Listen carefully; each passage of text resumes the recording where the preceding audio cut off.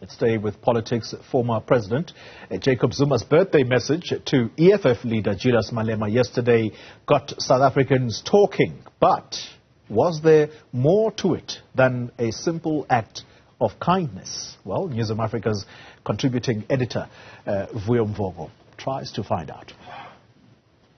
In the game of politics, it is often said, there are no permanent enemies and no permanent friends, only permanent interests.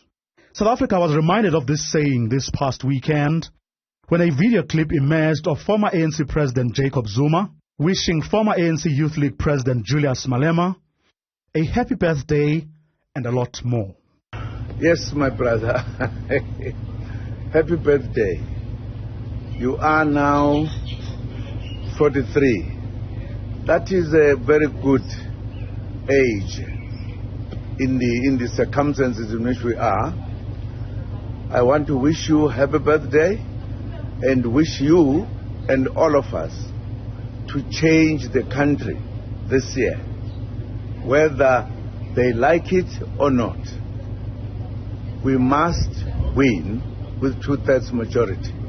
The EFF's X handle doesn't say whether its posts are endorsements, but they reposted Zuma's birthday message. And they also reposted another video of Castle Matale, a one-time staunch Malema ally, but who is still in the ANC, where he is a National Executive Committee member and in government serves as the Deputy Police Minister.